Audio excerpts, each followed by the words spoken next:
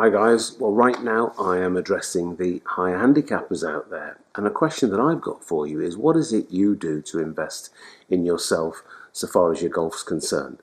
And I think it's fair to say that the vast majority of people sort of show up and hope that this week's going to be better than the last, and that's just not going to happen. And it doesn't happen for the guys at the top, it doesn't happen for anybody who wants to improve at whatever it is that they do. So I'm really looking at people now and saying, right, are you going to, this season as we come up, are you now going to look at how you can develop your game? Now, there are a couple of ways you can do that. You can get yourself a great training aid, obviously. That'll get you to a certain level. But in reality, you've got to have lessons. This is why the very best in the world have these coaches traveling around with them to make sure that they're fine-tuned. And it's very important that you have lessons because it's going to impact your golfing fitness.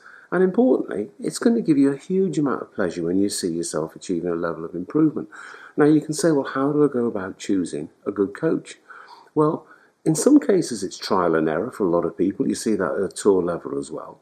But you have to go by reputation, you go by recommendation, and you might also look at reviews. So if you like, they're the 3 R's of choosing a coach.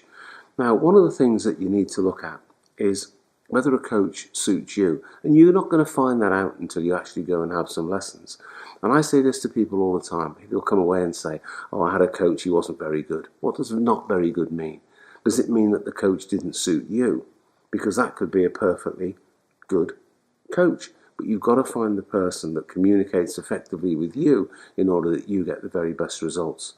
But if you're not going to invest in yourself on a coach, or on a fitness program, whatever it might be that that coach determines that you need to do in order to get to the next level, you're not going to see any improvement.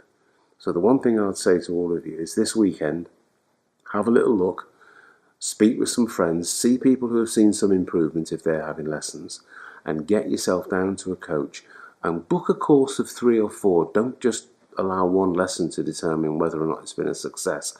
Book a coach 3 or 4 lessons, and then make sure that you get yourself on an effective program of improvement and measure it. Very important.